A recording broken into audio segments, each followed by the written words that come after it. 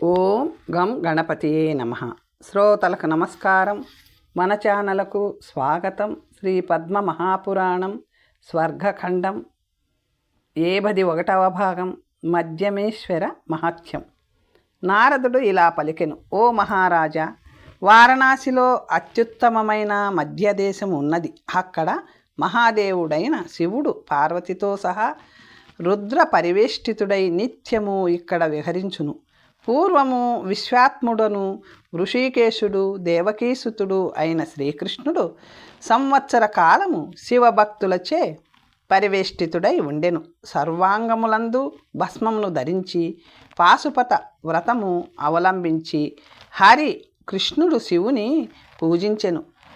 కృష్ణుని అతని శిష్యుల అనేక మంది బ్రహ్మచర్య పరాయణులై ఆ విష్ణువు ముఖతః ఉత్తమమైన జ్ఞానమును బడిసి మహేశ్వరుని దర్శించిరి. నీలలోహితుడైన శివుడు శ్రీకృష్ణునకు ప్రత్యక్షమై ఉత్తమమైన వరములను ఇచ్చెను. నా భక్తులు ఎవరైతే విధి విధానముగా గోవిందుని అర్చింతురో వారికి ఈశ్వరుని జ్ఞానం లభిస్తుంది. ఎవరు నాకు భక్తులై నాకు నమస్కరించి పూజించి ధ్యానింతురో వారు నా అనుగ్రహమున ద్విజులై జన్మింతురు. ఇందులో ఎటువంటి సందేహము లేదు. ఎవరు కాశీలో స్నానం ఆచరించి మహేశ్వరుని దర్శింతురో వారు చేసిన బ్రహ్మహత్యాది పాతకములు కూడా నశించును. పాపకర్మరతులైన వారు కూడా ఇక్కడ మరణించినచో వారు నిస్సందేహముగా ఉత్తమగతిని పొందుదురు. ఎవరు మందాకినిలో స్నానమాచరించి తర్పణాదులను ఆచరించి మధ్యమేశ్వరుని పూజింతురో వారు ధన్యులు. ఇక్కడ చేసే జ్ఞాన దాన తపస్సులు శార్ద పిండాది కర్మలలో ఒక్కొక్క కర్మ 7 తరముల వారిని ఉద్ధరించును. సూర్యగ్రహణ కాలంలో సన్నిహితిలో స్నానమాచరించువాడు 10 ఫలమును పొందును. ఓ మహారాజా, మధ్యమేశ్వర మహత్యమును నీకు వినిపించాను. ఎవరైతే దీనిని భక్తితో వింటారో వారు ఉత్తమగతిని పొందుదురు. కాశీలో మరికొన్ని తీర్థముల గురించి తెలుసుకుందాం. నారదుడు ఇలా పలికెను: ఓ యుధిష్ఠిరా, వారణాసిలో పావనమైన తీర్థములు ఎన్నో ఉన్నాయి. వాటిని గురించి చెబుతాను విను. ప్రయాగ కంటే శ్రేష్టమైనది ప్రయాగ అని ఒక తీర్థం కాశీలో ఉంది. అలాగే విశ్వరూప తీర్థము, పావనమైన తాళ తీర్థము ఉన్నవి. ఆకాశ తీర్థము, అర్షభ తీర్థము, సునీలము, గౌరీ తీర్థము అను మహాతీర్థములున్నవి. ప్రాజాపత్యము, స్వర్గద్వారము, జంబుకేశ్వరము, ధర్మతీర్థము అను ఉత్తమ తీర్థములు ఉన్నవి. గయాతీర్థము, మహానది, నారాయణ తీర్థము, వాయుతీర్థము ఇవన్నీ మహాతీర్థములు. జ్ఞానతీర్థము పరమగుహ్యమైన తీర్థము. వారాహ తీర్థము ఉత్తమమైనది. యమతీర్థము మహాపుణ్యప్రదమైనది. అలాగే సమ్మూర్తిక తీర్థము కూడా. ఓ మహారాజా, అగ్నితీర్థము ఉత్తమమైన కలేశ్వర తీర్థము, నాగతీర్థము, సోమతీర్థము, సూర్యతీర్థము, మహాగుహ్యమైన పర్వత తీర్థము, ఉత్తమమైన మణికర్ణిక తీర్థము, ఘటోత్కచ తీర్థము, శ్రీతీర్థము, పితామహ తీర్థము, గంగాతీర్థము, యయాతి తీర్థము, కపిల తీర్థము, సోమేశ తీర్థము, ఉత్తమమైన బ్రహ్మతీర్థము కూడా అక్కడ ఉన్నవి. పూర్వము బ్రహ్మదేవుడు ఇక్కడ ఉండడానికి వచ్చినప్పుడు పురాతనమైన లింగముతో అక్కడికి వచ్చెను. స్నానము చేసి వచ్చినంతలో విష్ణువు దానిని ప్రతిష్ఠించెను. అది చూసి బ్రహ్మదేవుడు విష్ణువుతో, నేను తెచ్చిన లింగమును నీవెందుకు ప్రతిష్ఠించావు అని అడిగాను. రుద్రునిపై నాకున్న భక్తి నీకంటే దృఢమైనది, అందుకే నేను ప్రతిష్ఠించాను. అయితే ఇది నీ పేరుతో విఖ్యాతమవుతుంది అని విష్ణువు పలికెను.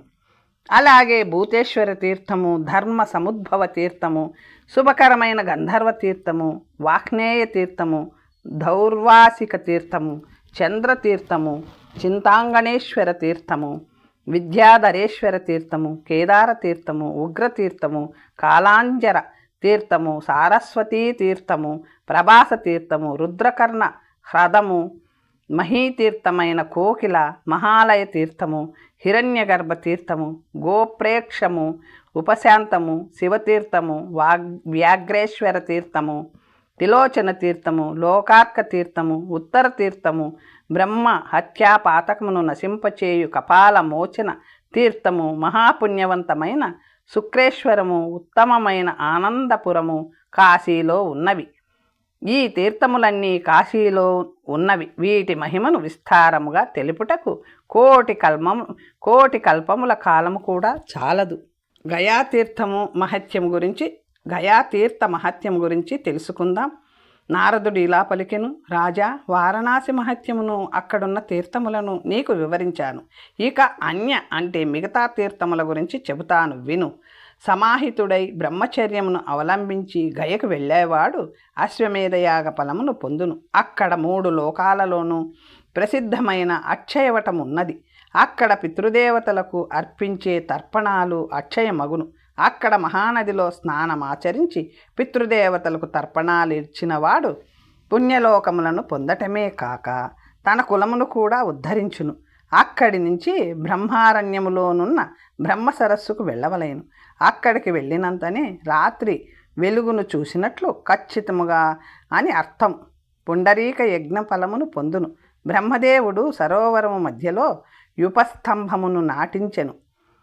అయూపమునకు ప్రదక్షిణ పరిక్రమ చేసినంతనే వాజపేయ యాగ ఫలమును పొందును. అక్కడి నుంచి లోక విస్తృతమైన ధేనుక తీర్థమునకు వెళ్ళవలేను. అక్కడ స్నానమాచరించి ఒక రాత్రి అక్కడ ఉండి తిలాదేనువును దానమిచ్చువాడు సర్వ పాప విముక్తుడై సోమలోకమునకు వెళ్ళును. సందేహము లేదు. అక్కడ ఒక చిహ్నము గురుతు ఉంది. కపిలగోవు దాని పెయ్యలే ఈనాడు కూడా అక్కడ కొండలలో సంచరించును. వాటి పాదముల గుర్తులు ఇప్పుడు కూడా మనము చూడవచ్చు. గోపాదముల గుర్తులు ఉన్న గుంతలలో ఉన్న నీటిలో స్నానము చేయువాని పాపం ఏదైనా మిగిలి ఉంటే అది నశించును. అక్కడి నుంచి గృద్రవటమునకు వెళ్ళవలెను. అది శివుని స్థానం. అక్కడ భస్మ స్నానము చేసి వృషభధ్వజుని శివుని దర్శించవలెను. బ్రాహ్మణుడు 12 సంవత్సరముల కాలం వ్రతమాచరించుట వలన లభించు ఫలము అక్కడికి వెళ్ళినంతనే లభించును. ఇతర వర్ణముల వారు సర్వపాప విముక్తులగుదురు. అక్కడి నుంచి గీతానాదాదులతో కూడిన ఉద్యంత పర్వతమునకు వెళ్ళవలెను. సావిత్రికి సంబంధించిన స్థానమును అక్కడ దర్శించవచ్చు. బ్రాహ్మణుడు ఇక్కడ చేసే ఒక్క సంధ్యావందనం 12 సంవత్సరముల పాటు చేసిన సంధ్యోపాసన ఫలమునిచ్చును. అక్కడికి దగ్గరలోనే యోనిద్వార తీర్థమున్నది. అక్కడికి వెళ్ళిన వానికి యోని సంకటము పునర్జన్మ ఉండదు. ఓ రాజా, ఎవరైతే 2 పక్షముల కాలము కృష్ణపక్షములు ఇచ్చట వసింతురో వారు 7 తరములను తరింపచేయుదురు. ఇందులో సందేహం లేదు. ప్రతి ఒక్కరూ ఎక్కువ మంది పుత్రులు కలగాలని కోరుకుంటారు. ఎందుకంటే వారిలో ఒక్కడైనా గయకు వెళ్తాడని, లేదా అశ్వమేధయాగం చేస్తాడని, లేదా నీలవర్ణ వృషభమును దానమిచ్చునని ఒక నమ్మకము. అక్కడి నుంచి పల్గుణ తీర్థమునకు వెళ్ళవలేను. అలా వెళ్ళినవాడు అశ్వమేధయాగ ఫలమును పొందును. ఉత్తమ సిద్ధిని పొందును. అక్కడి నుంచి సమాహితుడై ధర్ముడు ఎల్లప్పుడూ వసించే ధర్మ పృష్ఠమునకు వెళ్ళవలెను. అక్కడ ధర్ముని దర్శించుట వలన అశ్వమేధయాగ ఫలమును పొందును. అక్కడి నుంచి బ్రహ్మతీర్థమునకు వెళ్ళవలెను. నియతవ్రతుడై అక్కడ బ్రహ్మను పూజించువాడు రాజసూయ యాగము ఫలమును అశ్వమేధ యాగ ఫలమును పొందును. అక్కడి నుంచి తీర్థసేవకుడు రాజగృహమునకు వెళ్ళవలెను. ఇక్కడ స్నానమాచరించువాడు కచ్చి మునివలే ఆనందించును. ఏ పురుషుడు శుచి అయి యక్షినికి నివేదించిన ప్రసాదమును స్వీకరించునో అతడు బ్రహ్మహత్యా పాపము నుంచి విముక్తుడగును. అక్కడి నుంచి మణినాగమునకు వెళ్ళవలెను. అక్కడికి వెళ్ళినంతనే సహస్రగోదాన ఫలము లభించును. అక్కడ స్నానమాచరించి మణినాగుని ప్రసాదము తిన్నవానిని పాముకాటు కూడా ఏమీ చేయలేదు. ఒక రాత్రి వసించిన సర్వపాపములు నశించును. అక్కడి నుంచి బ్రహ్మర్షి అయిన గౌతముని వనమునకు వెళ్ళవలెను. అక్కడున్న అహల్యా హ్రదములో స్నానము చేయువాడు ఉత్తమ గతిని పొందును. అక్కడి నుంచి శ్రీతీర్థమునకు వెళ్ళి స్నానమును ఆచరించువాడు ఐశ్వర్యవంతుడు అగును. అక్కడ జలపానము శ్రేష్టమని త్రిలోక విదితము. అక్కడ స్నానం ఆచరించిన వాడు అశ్వమేధయాగ ఫలమును పొందును. రాజరిషి అయిన జనకుని కూపము దేవతల చేత పూజింపబడినది. అక్కడ స్నానమాచరించువాడు విష్ణులోకమును పొందును. అక్కడి నుంచి సర్వపాప వినాశకమైన వినాశన తీర్థమునకు వెళ్ళవలేను. అక్కడ స్నానమాచరించువాడు అశ్వమేధయాగ ఫలమును పొంది చంద్రలోకమునకు వెళ్ళును. అక్కడి నుంచి సర్వతీర్థముల జలముల నుంచి ఉద్భవించిన గండకీ నదికి వెళ్ళవలేను. అక్కడ స్నానమాచరించువాడు సూర్యలోకమునకు వెళ్ళును. అక్కడి నుంచి ధ్రువుడు తపమాచరించిన వనమునకు వెళ్ళవలేను. అక్కడ స్నానమాచరించిన వాడు గుహ్యకులతో ఆనందించును. అక్కడి నుంచి సిద్ధులచే సేవింపబడిన నర్మదా నదికి వెళ్ళి స్నానమాచరించువాడు పుండరీక యజ్ఞ ఫలమును పొంది సోమలోకమునకు వెళ్ళును. అక్కడి నుంచి విశాల నదికి వెళ్ళవలేను. అక్కడ స్నానమాచరించిన వాడు అగ్ని పోష్టమ యజ్ఞఫలమును పొంది స్వర్గమునకు వెళ్ళును. అక్కడి నుంచి మహేశ్వరీ ధారకు వెళ్ళి అక్కడ స్నానము చేయువాడు అశ్వమేధయాగ ఫలమును పొంది కులమును ఉద్ధరించును. శుచి అయి దేవ పుష్కరిణిలో స్నానము చేసిన వాడు దుర్గతిని పొందడు మరియు వాజపేయ యాగ ఫలము లభించును. అనంతరము సమాహితుడై బ్రహ్మచర్యను అవలంబించి మహేశ్వర పదములో స్నానం ఆచరించువాడు అశ్వమేధయాగ ఫలమును పొందును. ఓ భరతశ్రేష్ఠ, అక్కడ తీర్థకోటి అను ఉత్తమ తీర్థమున్నది. ఒక రాక్షసుడు కూర్మ రూపంలో ఈ తీర్థమును అపహరించగా విష్ణువు దానిని తిరిగి తెచ్చి ఇక్కడ పెట్టెను. అంతటి ఈ తీర్థంలో స్నానము చేయువాడు పుండరీక యాగ ఫలమును పొంది విష్ణులోకమును వెళ్ళును. అక్కడి నుంచి నారాయణునికి సంబంధించిన ఉత్తమ స్థానమునకు వెళ్ళవలేను. ఈ స్థానములో విష్ణువు ఎల్లప్పుడూ వసించును. అక్కడ బ్రహ్మాది దేవతలు తపోధనులైన ఋషులు ఆదిత్యులు వసువులు రుద్రులు జనార్దనుని సదా సేవింతురు. అద్భుతమైన ఈ తీర్థము పేరు సాలగ్రామము. ఇచ్చట స్నానమాచరించిన వారికి అశ్వమేధయాగ ఫలము లభించును. విష్ణులోకము కూడా ప్రాప్తించును. ఈ తీర్థ జలమును పానము చేయువాడు సమస్త పాప విముక్తుడగును. ఇక్కడున్న కూపములో 4 సముద్రములు ఎల్లప్పుడూ వసించును. అక్కడ స్నానము చేయువానికి దుర్గతి ఎన్నటికీ కలుగదు. అక్కడున్న మహాదేవుడు వరదుడు అవ్యయుడు అయిన నారాయణుని సేవించినచో రుణ విముక్తుడై చంద్రుని వలె విరాజిల్లును. మనసును ప్రయత్నపూర్వకంగా నియంత్రించి శుచి అయి జాతిస్మర తీర్థములో స్నానమాచరించవలెను. అలా చేసినవాడు నిస్సందేహముగా జాతిస్మరుడగును. అక్కడి నుంచి వటేశ్వరపురము వెళ్ళి కేశవుని అర్చించి ఉపవసించువాడు తాను కోరుకున్న లోకములకు వెళ్ళును. ఇందులో ఎటువంటి సందేహము లేదు. అక్కడి నుంచి వామన క్షేత్రమునకు వెళ్ళవలేను. సర్వ పాప ప్రణాశకమైన ఈ క్షేత్రంలో హరికి అభివాదము చేసి అర్చించువాడు ఎన్నడూ దుర్గతిని పొందడు. అక్కడి నుంచి సర్వపాప ప్రమోచనమైన భరతుని ఆశ్రమమునకు వెళ్ళవలేను. అక్కడి నుంచి మహాపాతక నాశిని అయిన కౌశికిని సేవించుట వలన రాజసూయ యాగ ఫలమును పొందును. ఓ ధర్మజ్ఞ, అక్కడి నుంచి ఉత్తమమైన చంపకారణ్యమునకు వెళ్ళవలేను. అక్కడ ఒక రాత్రి వసించుట వలన సహస్ర గోదాన ఫలమును పొందును. అక్కడి నుంచి గోవింద తీర్థమునకు వెళ్ళవలేను. ఒక్క రాత్రి అక్కడ ఉండి ఉపవసించినచో అగ్నిపోష్టమ యాగ ఫలమును పొందును. అక్కడే ఉన్న విశ్వేశ్వరుని దేవితో పాటు దర్శిస్తే మిత్రావరుణుల లోకమును పొందును. 3 రాత్రులు ఉపవసించి అక్కడే ఉన్నచో అగ్నిపోష్టమ యాగ ఫలమును పొందును. అక్కడ నుంచి కన్యా వసదమునకు వెళ్ళవలేను. నియతుడై ఆహార నియమములను పాటిస్తూ ఆ తీర్థమును సేవించువాడు మను ప్రజాపతి లోకమును పొందును. కన్యావసదములో చేసే దానము చిన్నదైనను అది అక్షయమవుతుంది. అక్కడి నుంచి త్రిలోక ప్రసిద్ధమైన నిష్ఠావాసమునకు వెళ్ళినవాడు అశ్వమేధయాగ ఫలమును పొంది విష్ణులోకమునకు వెళ్ళును. ఇక్కడ దానమిచ్చువారు బ్రహ్మలోకమును పొందును. అక్కడ త్రిలోక విస్తృతమైన వశిష్ఠుని ఆశ్రమము ఉన్నది.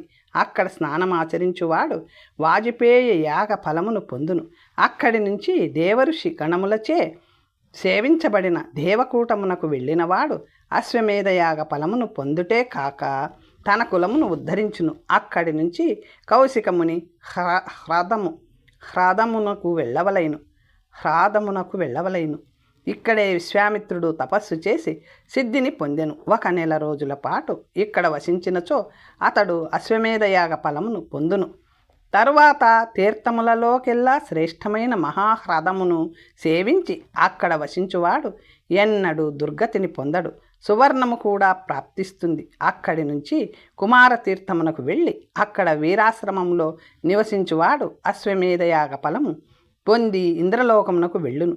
అక్కడి నుంచి దేవతలచే సేవింపబడిన నందిని తీర్థమునకు వెళ్ళి ఆ తీర్థమును సేవించవలెను. అరుణి కౌశికి నదుల జంగము ప్రదేశమైన కాళికలో స్నానమాచరించి 3 రాత్రులు అక్కడ ఉపవసించువాడు సర్వ పాపముల నుంచి విముక్తుడగును. ఊర్వశీ తీర్థమునకు వెళ్ళి తర్వాత సోమాశ్రమము కుంభకర్ణాశ్రమంలో స్నానమాచరించువాడు భూమిలో పూజితుడగును. అక్కడి నుంచి సమాహితుడై బ్రహ్మచర్యమును అవలంబించి కాకాముఖమునకు వెళ్ళవాడు జాతి స్మరుడగును. అక్కడి నుంచి శక్రునదికి వెళ్ళినవాడు ద్విజత్వము పొంది స్వర్గలోకమునకు వెళ్ళును. అక్కడి నుంచి ఋషభ ద్వీపమునకు వెళ్ళి క్రౌంచ నిషూధనుని సేవించిన సరస్వతీ నదిలో స్నానమాచరించువాడు విమానగతుడగును. ఋషులచే సేవింపబడినట్టి ఔద్యానకములో స్నానమాచరించువాడు సర్వ పాప విముక్తుడగును. బ్రహ్మర్షులు సేవించిన బ్రహ్మతీర్థమును సేవించువాడు వాజపేయ యాగ ఫలమును పొందును. చంపావనమునకు వెళ్ళి భగీరథిలో స్నానమాచరించి దండార్పణం చేరువాడు సహస్రగోదాన ఫలమును పొందును. పుణ్యాత్ములచే సేవింపబడిన లవిడికను దర్శించువాడు వాజపేయ యాగ ఫలమును పొందును. కోసల దేశ తీర్థములు ఇతర తీర్థముల గురించి తెలుసుకుందాం. నారదుడు ఇలా పలికెను. అంతట సంధ్యను సమీపించి సవిద్యా తీర్థములో స్నానమాచరించువాడు నిస్సంశయముగా విద్యావంతుడగును. శ్రీరాముని అనుగ్రహము వలన తీర్థరాజమని పేరు బడిసిన లౌహిత్య తీర్థమునందు స్నానమాచరించువాడు ధనవంతుడగును. అక్కడి నుంచి కరతోడు తీర్థమును సమీపించి స్నానమాచరించి 3 రాత్రులు వసించువాడు అశ్వమేధయాగ ఫలమును పొంది ఇంద్రలోకమునకు వెళ్ళును. ఓ రాజేంద్ర, గంగానదీ సాగరముల సంగమములో స్నానమాచరించువాడు అశ్వమేధయాగమును చేసిన ఫలము లభించును.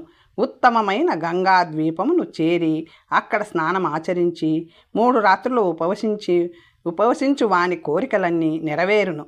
అక్కడి నుంచి సర్వపాప ప్రమోచని అయిన వైతరిణీ నదిని చేరి విరాజ తీర్థములో స్నానమాచరించువాడు చంద్రుని వలె ప్రకాశించును. ప్రభావతీ తీర్థములో ప్రభాస స్నానమాచరించువాడు సర్వ పాప విముక్తుడై సహస్ర గోదాన ఫలమును పొంది తన కులమును ఉద్ధరించును. సోన జ్యోతిరథీ తీర్థముల సంగమంలో వసించి దేవతలకు పితృదేవతలకు తర్పములిచ్చువాడు అగ్నిపోష్టమ యాగ ఫలమును పొందును. కోణ నర్మదా నదీ సంగమము వద్ద ఉన్న వంశగుల్మ తీర్థములో స్నానమాచరించువాడు అశ్వమేధ యాగ ఫలమును పొందును. ఓ నరాధిప, కోసలలోనున్న ఋషభ తీర్థములలో స్నానమాచరించి 3 రాత్రులు వసించువాడు వాజపేయ యాగ ఫలమును పొందును. కోసల దేశంలో నున్న కాలతీర్థములో స్నానమాచరించువాడు పుష్పవతీ తీర్థంలో స్నానమాచరించి 3 రాత్రులు ఉపవసించువాడు 1000 గోవులను దానము చేసిన ఫలము పొంది కులమును ఉద్ధరించును. అక్కడి నుంచి మనస్సును నియంత్రించి బదరికాతీర్థమునకు వెళ్ళి స్నానమాచరించువాడు దీర్ఘాయుష్యును పొంది స్వర్గలోకమునకు వెళ్ళును. అక్కడి నుంచి జబదగ్నుడైన పరశురామునిచే సేవింపబడిన మహేంద్రమునకు వెళ్ళి అక్కడ రామతీర్థములో స్నానమాచరించువాడు అశ్వమేధయాగ ఫలమును పొందును. మాతంగముని చేసే వితమైన కేదార తీర్థము అక్కడే ఉన్నది. అక్కడ స్నానమాచరించువాడు సహస్రగోదాన ఫలమును పొందును. శ్రీపర్వతముపైనున్న నదీ తీరములో స్నానమాచరించువాడు అశ్వమేధయాగ ఫలమును పొందును. ఉత్తమ సిద్ధి కూడా ప్రాప్తించును. శ్రీపర్వతముపై మహాదేవుడు బ్రహ్మాది దేవతలతో సహా ఆనందముతో నివసించును. అక్కడున్న దేహహ్రదములో శుచి అయి మనస్సును నియంత్రించి స్నానమాచరించువాడు అశ్వమేధయాగ ఫలముతో పాటు పరమసిద్ధిని పొందును. దేవతలచే పూజింపబడిన భాండ దేశములోని ఋషభ పర్వతమునకు వెళ్ళి అక్కడ తీర్థములను సేవించువాడు వాజపేయ యాగ ఫలమును పొంది స్వర్గములో సుఖించును.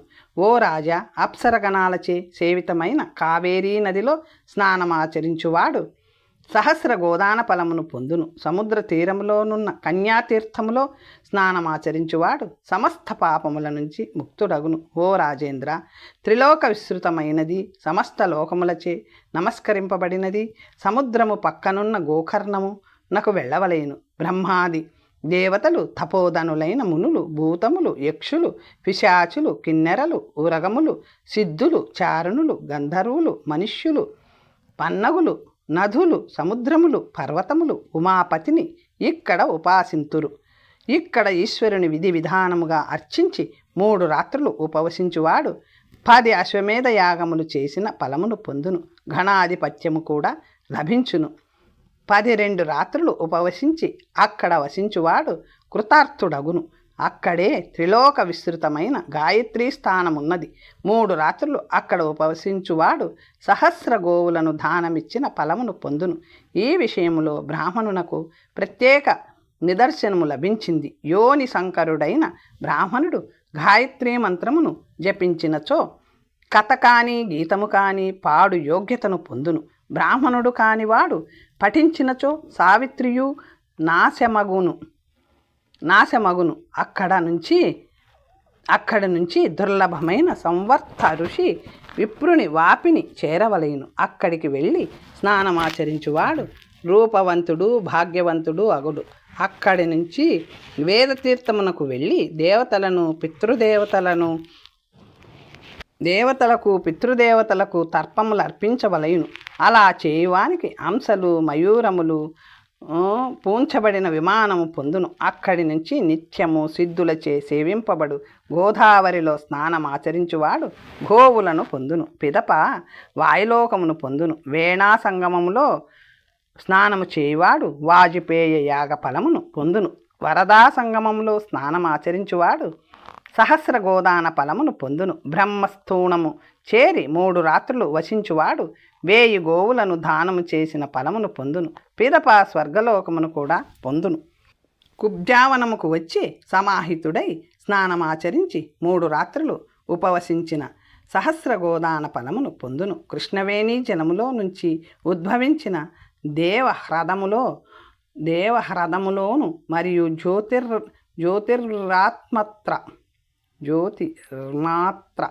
జ్యోతిర్మాత్ర హ్రదములోను స్నానమాచరించవలయును. పిదప 100 యాగములను చేసి ఇంద్ర స్వర్గాధిపత్యమును పొందిన కన్యాశ్రమమునకు వెళ్ళవలయును. అక్కడికి వెళ్ళిన వానికి 100 అగ్నిపోష్టమ యాగములను చేసిన ఫలమును పొందును. సర్వదేవ హ్రదములో స్నానమాచరించువాడు సహస్ర గోదాన ఫలమును పొందును. జాతి మాత్ర హ్రదములో స్నానమాచరించువాడు జాతి స్మరుడగును. అక్కడి నుంచి పయోష్ఠి నదీ తీరంలోనున్న బావులలో స్నానమాచరించి దేవతలను, పితృదేవతలను అర్చించువాడు సహస్ర గోదాన ఫలమును పొందును. ఓ మహారాజా, దండకారణ్యము చేరి స్నానమాచరించవలయును. శరభంగ ముని ఆశ్రమమును, అక్కడే ఉన్న సుకుని ఆశ్రమమును దర్శించిన వాడు ఎన్నడూ దుర్గతిని పొందడు, కులమును ఉద్ధరించును. అక్కడి నుంచి జమదగ్ని మహర్షిచే సేవింపబడిన సూర్యారకమునకు వెళ్ళవలయును. అక్కడున్న రామతీర్థములో స్నానమాచరించువాడు ఐశ్వర్యవంతుడగును. నియతుడై ఆహార నియమములను అవలంబిస్తూ 7 గోదావరిలో స్నానమాచరించువాడు మహాపుణ్యమును సంపాదించి దేవలోకమునకు వెళ్ళును. అలాగే నియతుడై ఆహార నియమములను పాటిస్తూ దేవపథమునకు వెళ్ళి స్నానమాచరించువాడు దేవసత్ర యాగము చేసిన ఫలమును పొందును. జితేంద్రియుడై బ్రహ్మచారి అయి తుంగకారణ్యమునకు వెళ్ళవలయును. పూర్వము సారస్వతులు మునులకు వేదములను ఉపదేశించిన ప్రదేశమిది. ఇక్కడ అంగీరసుని పుత్రుడు ఉత్తరీయముపై కూర్చొని ఓంకార ఉచ్చరణతో నష్టమైన వేదాలను తిరిగి యథాప్రకారము అభ్యసించెను, చక్కగా ఉచ్చరించెను. ఋషులు, దేవతలు, వరుణుడు, అగ్ని, ప్రజాపతి, నారాయణుడు, శివుడు, బ్రహ్మ, భృగు ఋషిని యజ్ఞము చేయుటకు నియోగించెను. భృగు ఋషియు విధి విధానముగా యజ్ఞమాచరించి యథావిధిగా ఆవిర్భాగములను అందరికీ ఇచ్చెను. ఋషులు దేవతలు ఎంతో సంతోషించి వారి వారి వాసములకు వెళ్ళిరి. అంతటి మహిమాన్వితమైన ఈ తుంగారణ్యములో ప్రవేశించిన స్త్రీ పురుషుల పాపములు తక్షణమే నశించును.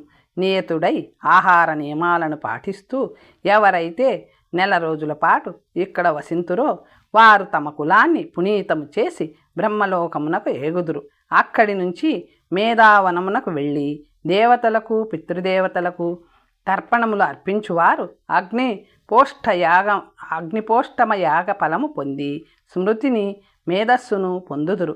అక్కడి నుంచి కాలాంజర పర్వతమునకు వెళ్ళు వారికి సహస్ర గోదాన ఫలము లభించును. ఓ రాజా, కాలాంజర పర్వతముపై ఆత్మసాధన చేయువారు నిస్సందేహముగా స్వర్గలోకమును పొందుదురు. పర్వతములలో శ్రేష్టమైన చిత్రకూట పర్వతమునకు వెళ్ళి సకల పాప ప్రమోచని అయిన మందాకిని నదిలో స్నానమాచరించి దేవతలను పితృదేవతలను ప్రీతితో అర్చించువాడు అశ్వమేధయాగ ఫలమును పొంది పరమగతిని పొందును. ఓ రాజేంద్ర, అక్కడి నుంచి ఉత్తమమైన గుహస్థానమునకు వెళ్ళవలయును. మహాసేనుడక్కడ ఎల్లప్పుడూ వసించును. ఇక్కడకు వెళ్ళినంత మాత్రమున సిద్ధి పొందును.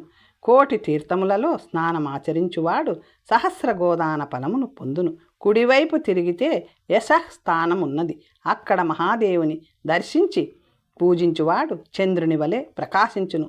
ఓ భరతవర్ష, ఓ భర్తార్షభ, అచ్చట ప్రసిద్ధమైన కూపమొక్కటి ఉన్నది. ఆ కూపంలో 4 సముద్రములు వసించును. అచ్చట స్నానమాచరించి ప్రదక్షిణ చేసినవాడు పునీతుడై ఉత్తమగతిని పొందును. అక్కడి నుంచి పూర్వము శ్రీరాముడు నదిని దాటిన ప్రదేశమైన శృంగవేరపురమునకు వెళ్ళవలేను. అక్కడ జితేంద్రియుడై బ్రహ్మచర్యమును అవలంబించి గంగానదిలో స్నానమాచరించువాడు పాప విముక్తుడై వాజపేయ యాగ ఫలమును పొందును.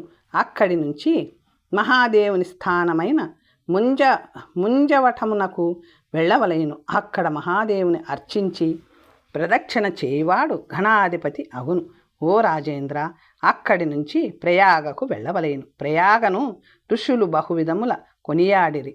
ఇచ్చట బ్రహ్మాది దేవతలు, ఋషులు, దిక్పతులు, లోకపాలురు, సిద్ధులు, పితృదేవతలు, సనత్కుమారాది ప్రముఖులు, మహర్షులు, నాగులు, సుపర్ణులు, శుక్రధరులు, ఊర్ధ్వరేతస్కులు లేదా బ్రహ్మచారులు, నదులు, సాగరములు, గంధర్వులు, అప్సరలు, భగవంతుడైన శ్రీహరి, బ్రహ్మ ఎల్లవేళలా వసింతురు. అక్కడ 3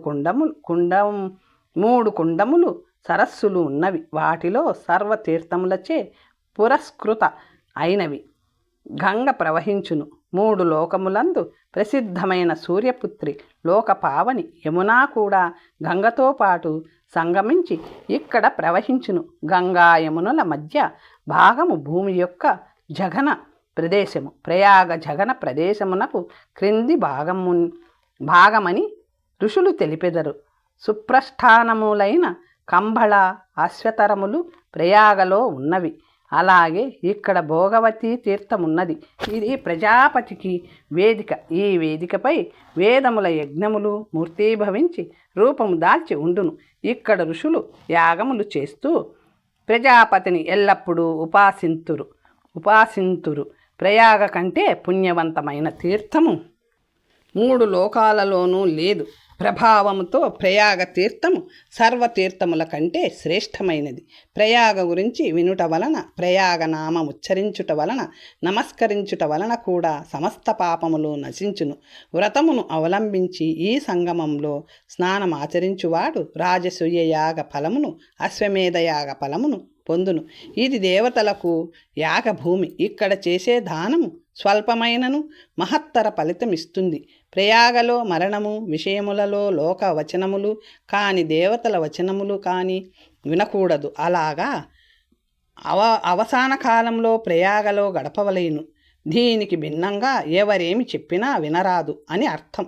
10,000 తీర్థములు, 60 కోట్ల ఇతర తీర్థములు ఇక్కడ సాన్నిధ్యము పొందినవి అని చెప్పబడినది. చతుర్విద్యలు అభ్యసించుట వలన వచ్చు పుణ్యము, ఎల్లప్పుడూ సత్యము పలుకుట వలన వచ్చు ఫలము గంగా యమున నదుల సంగమంలో స్నానమాచరించు వానికి లభించును. అక్కడున్న వాసుకీ తీర్థమైన భోగవతిలో స్నానమాచరించువాడు అశ్వమేధయాగ ఫలమును పొందును. ముల్లోకాలలో ప్రసిద్ధమైన అంశప్రపతనము మరియు దశాశ్వమేధికమును తీర్థములున్నవి. కురుక్షేత్రములో వలె గంగ ఇక్కడ ప్రవహిస్తుంది. విశేషముగా కనకళలో ప్రయాగ మహత్యము ఎక్కువగా ఉంటుంది. 100 అనేక కార్యములు చేసినవాడు కూడా గంగను సేవించువాడు అగ్ని ఇంధనమును కాల్చివేసినట్లు పాపములను అన్నింటినీ దహించి వేయును. అగ్ని పత్తిరాశిని దహించి వేసినట్లు గంగా నది ఉదకము సమస్తమును దహించి వేయును.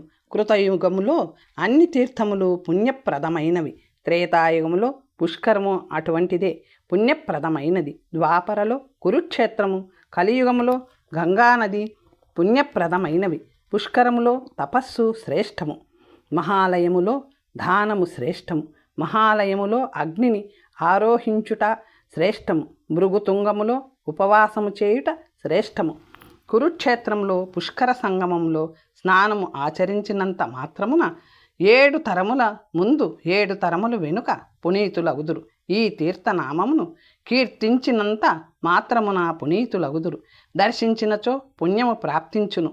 స్నానమాచరించుట వలన ఆ జలమును పానము చేయుట వలన 7 తరములు పునీతులగుదురు. ఓ రాజా, మృతుడైన వాని అస్థికను దుమ్ము గంగా నీరు సోకినంత మాత్రమున స్వర్గలోకములో గౌరవింపబడును.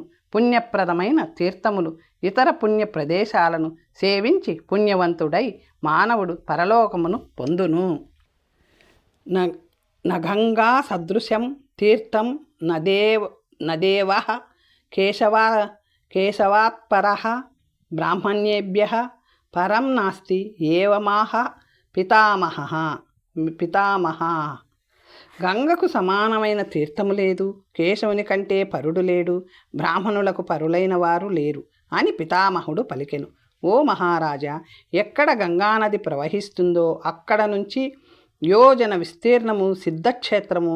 ద్విజులకు, సాధువులకు, శిష్యులకు ఇదే ధర్మము, ఇదే పవిత్రమైనది, ఇదే స్వర్గము, ఇదే సుఖము, ఇదే పుణ్యతమైనది, ఇదే రమ్యమైనది, పావనమైనది, ఇదే ఉత్తమ ధర్మము. సర్వపాపముల నుంచి విముక్తిని పొందుటకు మహర్షులు వద్దనున్న రహస్యము బ్రాహ్మణుల సత్సంగములో అధ్యయనము చేయువారు నిర్మలత్వమును పొందుదురు. అంతేకాదు స్వర్గము ప్రాప్తించును, పుణ్యము లభించును, శత్రుధమనము జరుగును, శుభము కలుగును. తీర్థ సమూహములను కీర్తించుట వలన అపుత్రులకు పుత్రులు లభించును, నిర్ధనులకు ధనము లభించును, రాజులకు విజయము లభించును, వైశ్యులకు ధనము ప్రాప్తించును, శూద్రులకు వాంఛితములు నెరవేరును. వేదములను పఠించు బ్రాహ్మణుడు వేద పారంగతుడగును. పుణ్యప్రదమైన తీర్థములను ప్రతినిత్యము శుచి అయి శ్రవణము చేయువాడు జాతిస్మరుడగును, స్వర్గములో సుఖించును. ఈ తీర్థములు గురించి శ్రద్ధతో విన్నవాడు తీర్థములను దర్శించిన పుణ్యమును పొందును. అందువలన మానసికముగా నైనను ఈ తీర్థములన్నింటినీ దర్శించవలయును. ఈ విధముగా వసువులు, ఆదిత్యులు, అశ్వినీ దేవతలు, మరుత్తులు, ఋషులు, సాధ్యులు, సుకృతాభిలాషులు దర్శించారు. ఓ ధర్మరాజా, సువ్రత, నీవు కూడా విధి విధానముగా తీర్థయాత్ర చేయుము. పుణ్యముతో వృద్ధి చెందుతుంది. పూర్వము నేర్చిన పుణ్యము వలన ఆస్తిక్యము వలనను శృతి జ్ఞానము వలనను లభించిన సుకృతము వలన ఈ తీర్థముల దర్శనము లభిస్తుంది. మంచి కర్మలను చేయని వాడు, శుచిలేనివాడు, అయోగ్యుడు, దొంగ, చెడ్డ బుద్ధి కలవాడు ఈ తీర్థములను దర్శించలేదు. ఓ ధర్మనందన, నీవు నిత్యము ధర్మమును ఆచరింతువు. పితృదేవతలను, ప్రపితామహులను, బ్రహ్మాది దేవతలను, ఋషిగణాలను తృప్తిపరిచావు. వశిష్ఠుడిలా పలికెను. ఓ ధర్మజ్ఞ, నీ ధర్మనిరతితో నిత్యము అందరినీ తృప్తిపరచుచున్నావు. భువిలో నీవు దిలీప మహారాజు వలె శాశ్వత కీర్తిని గడించెదవు. నారదుడిలా పలికెను. ఈ విధముగా వశిష్ఠుడు ఉపదేశించి ఆనందపూరిత మనస్సుతో అచ్చట అంతర్ధానుడయ్యను. ఓ కురుశ్రేష్ఠ, శాస్త్ర తత్వమును అర్థము చేసుకొనుట వలనను వశిష్ఠుని వచనములను ఆలకించుట వలనను దిలీప మహారాజు భూమిని చుట్టెను. ఓ మహాభాగా, ఈ విధముగా మహాపుణ్యప్రదము పాపనాశకమైన తీర్థములు స్థానములు ప్రతిష్ఠితమైనవి విధి విధానముగా ఎవరైతే భూమి అంతటా పర్యటింతురో వారు 100 అశ్వమేధ యాగములు చేసిన ఫలమును పొందును. ఓ కురునందన, ఋషులను నీతో తీసుకొని వెళ్ళుట వలన దిలీప మహారాజు పొందిన ఫలము కంటే నీవు 8 రెట్ల అధిక ఫలమును పొందెదవు. ఈ తీర్థములు అనేక రాక్షస గణాలచే ఆవరింపబడినవి. ఓ ధర్మరాజా, నీవు తప్ప ఇతరులు ఎవ్వరు ఈ ప్రదేశములకు వెళ్ళలేరు. ప్రాతకాలంలో నిద్రలేచి సర్వతీర్థములపై ఆధారపడిన ఈ దేవర్షి చరితములు వింటారో వారు సమస్త పాపముల నుండి విముక్తులగుదురు. ఋషులలో ముఖ్యులైన వాల్మీకి, కశ్యప, ఆత్రేయ, కౌండిన్య, విశ్వామిత్ర, గౌతమ, అసిత, దేవళ, మార్కండేయ, గాలవ, భరద్వాజుని శిష్యులు ఉద్దాలకుడు, సౌనకుడు, అతని కుమారుడు, తాపసులలో శ్రేష్ఠుడైన వ్యాసుడు, మునిశ్రేష్ఠుడైన జాబాలి, వీరందరూ నీ కోసం ఎదురు చూస్తున్నారు. వీరితో నీవు తీర్థములను దర్శించు. నీవు మహాభిషుని వలె గొప్ప కీర్తిని పొందెదవు. ధర్మనిరతుడైన యయాతి వలెను పురూరవుని వలెను వెలుగొందెదవు. భగీరథుడు శ్రీరాముని వలె కీర్తి పొందెదవు. ఇంద్రుడు శత్రువులను ధనుమాడి లోకములను ఎలా రక్షించాడో అలాగే నీవు కూడా శత్రుక్షయమునర్చి ప్రజలను చక్కగా పాలింతువు. ఓ ధర్మజ్ఞ, స్వధర్మము వలన ఈ భూమిని పొంది పరాక్రమముతో జయించి కార్తవీర్యార్జుని వలె ఖ్యాతిని పొందెదవు. సూతుడు ఇలా పలికెను. ఈ విధముగా నారదుడు ధర్మరాజునకు ఉపదేశించి అనుజ్ఞ తీసుకొని అక్కడే అంతర్ధానమయ్యెను. యుధిష్ఠిరుడు సకల తీర్థములను ఋషులతో సహా భక్తితో సేవించెను. ఓ ఋషులారా, నాచే చెప్పబడిన ఈ తీర్థయాత్ర కథను ఎవరైతే వింటారో పఠిస్తారో వారు సమస్త పాపముల నుంచి ముక్తులగుదురు. నేను నీకు అంతా చెప్పాను. మీరింకా ఏమి వినదలుచుకున్నారు? సూతుడు ఇలా పలికెను. నేనింతవరకు చెప్పిన తీర్థములన్నీ విష్ణువు దేహములన్నీ తెలుసుకోండి. ఏ మానవుడు వీటిలో ఒక్కదానితోనైనను సంబంధము కలిగినచో అతడు ముక్తుడగును. తీర్థముల గురించి శ్రవణము చేయడమే ధన్యం. ఆ తీర్థములను సేవించుట మరింత శ్రేష్టం. ఈ కలియుగములో మానవుడు పొందిన పాపరాశిని నాశనము చేయుటకు వేరొక ఉపాయం లేదు. ఈ తీర్థములో వసిస్తాను, ఈ తీర్థంలో స్నానం ఆచరిస్తాను అని ఎవరైతే అనుదినము తలిచెదరో వారు ఉత్తమ గతిని పొందెదరు. తీర్థములకు సంబంధించిన మాటలు మాటలాడుట వలన, చర్చించుట వలన పాపము నశించును. మరి ధన్యులగు మహాత్ములు దర్శించిన తీర్థములను దర్శించి సేవించువారు నిజముగా ధన్యులు. తీర్థములను దర్శించి సేవించుట వలన జగత్కర్త అయిన నారాయణుని సేవించినట్లే. తీర్థములను మించినది ఏదీ లేదు. బ్రాహ్మణులను, తులసీదేవిని మొక్కను, అశ్వత్థ అంటే రావి వృక్షమును, తీర్థములను పరమేశ్వరుడైన విష్ణువును మానవుడు నిత్యము సేవింపవలేను. ఓ మునిపుంగవులారా, బ్రాహ్మణులను సేవించుట తీర్థములను సేవించుట కంటే శ్రేష్టము. అందువలన బద్ధుడైన వాడు సర్వతీర్థమయమైన బ్రాహ్మణుని పావన పాదములను ఎల్లప్పుడూ సేవించవలేను. ఆ పాదములు సమస్త తీర్థముల కంటే కూడా అధికము, శ్రేష్టము. అశ్వత్థ వృక్షమునకు, తులసి మొక్కకి, గోవునకు ప్రదక్షిణ పరిక్రమ చేయవలయును. అలా చేయువాడు సమస్త తీర్థములను దర్శించి సేవించిన ఫలమును పొంది విష్ణులోకమును పొందును. అందువలన మానవుడు తీర్థములను దర్శించి సేవించి తాను చేసిన దుష్కతములను నాశనము చేయవలయును. లేదా మానవుడు తాను చేసిన కర్మఫలమును అనుభవించేంత వరకు నరకములో ఉండును. పాపులు నరకములోనే వసింతురు. అందువలన బుద్ధిమంతుడు పుణ్యప్రదమైన తీర్థములను దర్శించవలయును.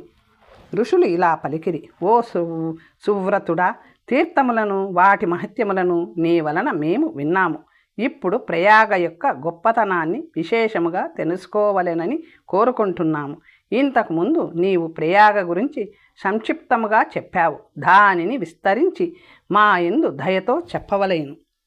సూతుడు ఇలా పలికెను, ఓ మహాబాగులారా, మీరు ప్రయాగ గురించి అడిగి గొప్ప పని చేశారు.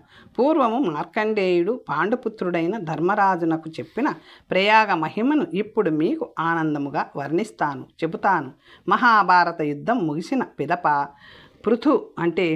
పృథు అంటే కుంతీపుత్రుడు రాజ్యము పొందెను. కొంతకాలం వరకు భ్రాతృ శోకము వలన పదే పదే చింతించుచుండెను.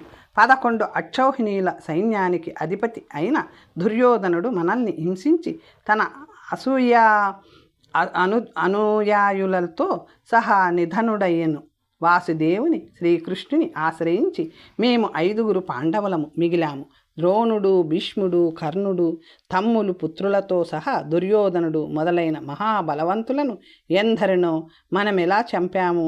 సూరులమనుకొనుచున్న వీరందరూ చంపబడ్డారు. వీరు లేని ఈ రాజ్యము భోగములు ఎందుకు, జీవితం ఎందుకు, ఎంత కష్టమొచ్చింది అని ఆలోచిస్తూ ధర్మరాజు బహు దుఃఖము పొందెను. నిశ్చేష్టుడై నిరుత్సాహముతో తల వంచుకొని అలాగే ఉండిపోయెను.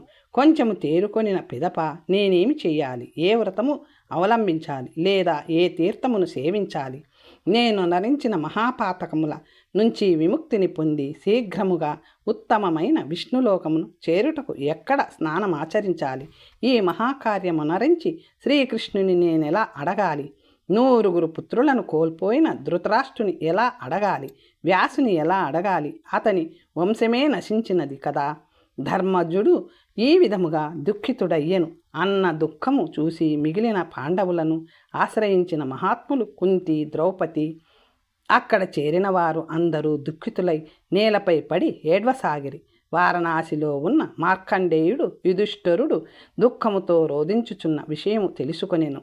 మహాతపస్సంపన్నుడైన మార్కండేయుడు స్వల్ప సమయంలో హస్తినాపుర రాజ్య ద్వారము వద్ద నిలబడెను. ద్వారపాలకులు వెంటనే మార్కండేయుని ఆగమనమును ధర్మరాజుకు విన్నవించిరి.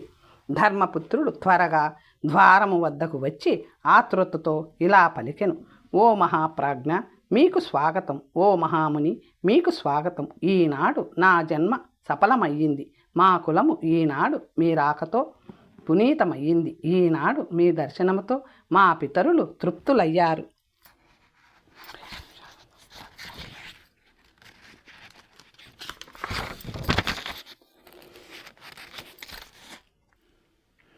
తరువాత కథ వచ్చే భాగంలో తెలుసుకుందాం. నమస్తే.